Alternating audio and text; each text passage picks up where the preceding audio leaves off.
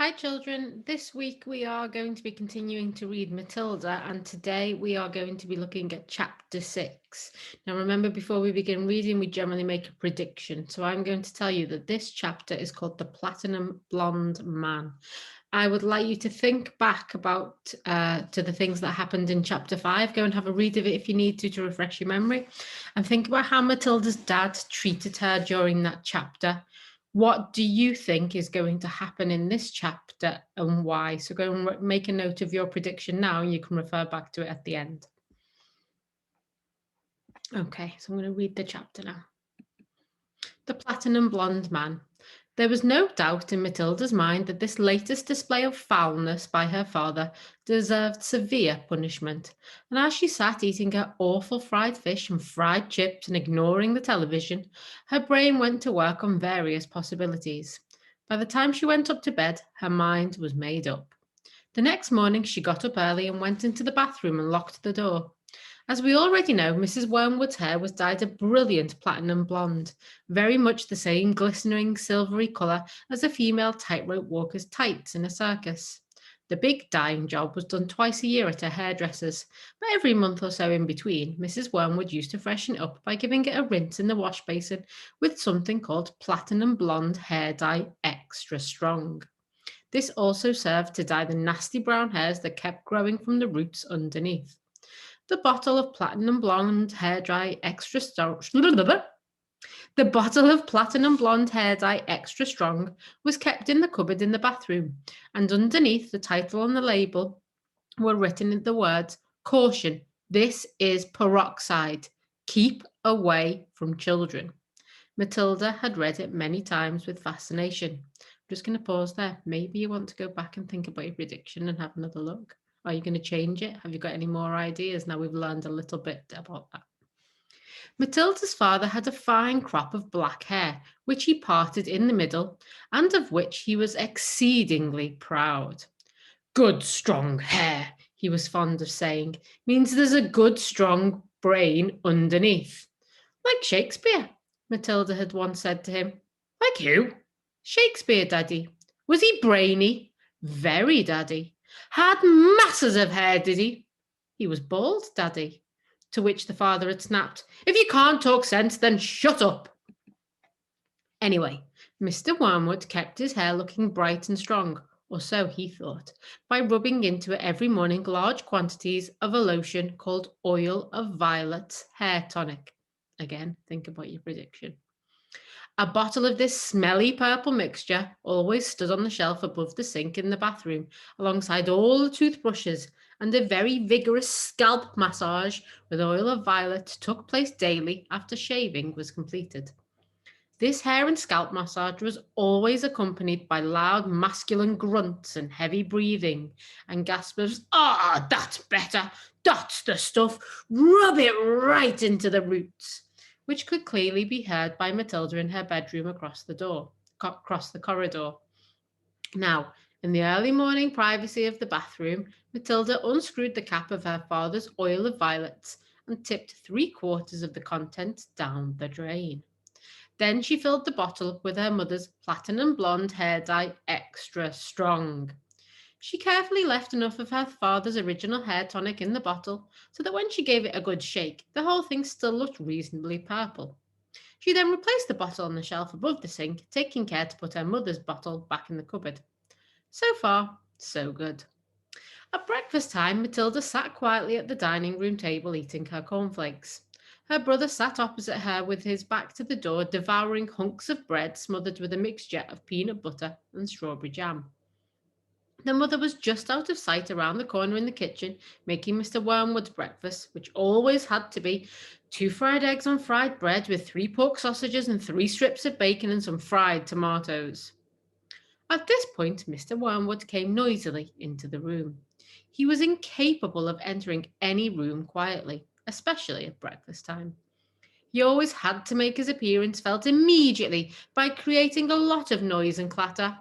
One could almost hear him saying, It's me! Here I come, the great man of the house himself, the master of the house, the wage earner, the one who makes it possible for all the rest of you to live so well. Notice me and pay your respects.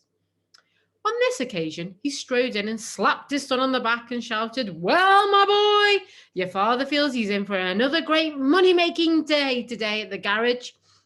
I've got a few little beauties I'm going to flog to the idiots this morning. Where's my breakfast? It's coming, treasure, Mrs. Wormwood called from the kitchen. Matilda kept her face bent low over her cornflakes. She didn't dare look up. In the first place, she wasn't at all sure what she was going to see. And secondly, if she did see what she thought she was going to see, she wouldn't trust herself to keep a straight face. The sun was looking directly ahead out of the window, stuffing himself with bread and peanut butter and strawberry jam. The father was just moving round to sit at the head of the table when the mother came sweeping out from the kitchen, carrying a huge plate piled high with eggs and sausage and bacon and tomatoes. She looked up. She caught sight of her husband. She stopped dead. Then she let out a scream that seemed to lift her right up into the air, and she dropped the plate with a crash and a splash onto the floor. Everyone jumped, including Mr. Wormwood. What the heck's the matter with you, woman?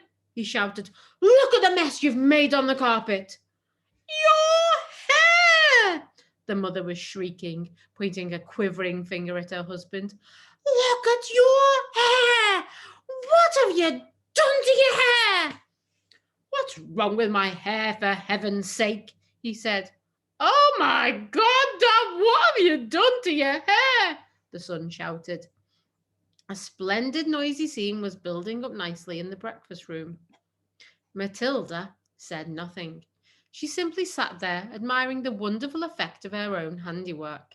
Mr. Wormwood's fine crop of black hair was now a dirty silver, the colour this time of a tightrope walker's tights that had not been washed for the entire circus season. You've dyed it! Shrieked the mother. Why did you do it, you fool? It looks absolutely frightful. It looks horrendous. You look like a freak. What the blazes are you all talking about? The father yelled, putting both hands to his hair. I most certainly have not dyed it. What do you mean I've dyed it? What's happened to it? Or is this some sort of a stupid joke? His face was turning pale green, the colour of sour apples. You must have dyed it, Dad, the son said. It's the same colour as Mum's, only much dirtier looking. Of course he's dyed it, the mother cried. It can't change colour all by itself. What on earth were you trying to do? Make yourself look handsome or something? You look like someone's grandmother gone wrong. Get me a mirror, the father yelled. Don't just stand there shrieking at me. Get me a mirror. The mother's handbag lay on a chair at the other end of the table. She opened the bag and got out a powder compact that had a small round mirror on the inside of the lid. She opened the compact and handed it to her husband. He grabbed it and held it before his face, and in doing so spilled most of the powder all over the front of his fancy tweed jacket. Be careful! Shrieked the mother. Now look what you've done. That's my best Elizabeth Arden face powder. Oh my God! Yelled the father, staring into the little mirror. What's happened to me? I look terrible. I look just like you. Gone wrong. I can't go down the garage and sell cars like this. How did it happen? He stared round the room, first at the mother, then at the son, then at Matilda.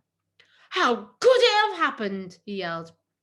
I imagine, Daddy, Matilda said quietly, that you weren't looking very hard and you simply took Mummy's bottle of hair stuff off the shelf instead of your own. Of course that's what's happened, the mother cried. Well, really, Harry, how stupid can you get? Why didn't you read the label before you started splashing the stuff all over you? Mine's terribly strong. I'm only meant to use 1 tablespoon of it in a whole basin of water, and you've got to put it all over your head neat. It'll probably take all your hair off in the end. Is your scalp beginning to burn, dear? You mean I'm going to lose all my hair? The husband yelled. I think you will, the mother said. Peroxide is a very powerful chemical. It's what they put down the lavatory to disinfect the pan, only they give it another name. What are you saying? The husband cried. I'm not a lavatory pan. I don't want to be disinfected. Even diluted like I use it, the mother told him. It makes a good deal of my hair fall out, so goodness knows what's going to happen to you. Surprised it didn't take the whole of the top of your head off. What shall I do? Wailed the father. Tell me quick what to do before it starts falling out. Matilda said, I'd give it a good wash, Dad, if I were you, with soap and water, but you'll have to hurry. Will that change the colour back? The father asked anxiously. Of course it won't, you twit, the mother said. Then what do I do? I can't go around looking like this forever. You have to have it dyed black, the mother said, but wash it first or there won't be any there to dye. Right, the father shouted, springing into action.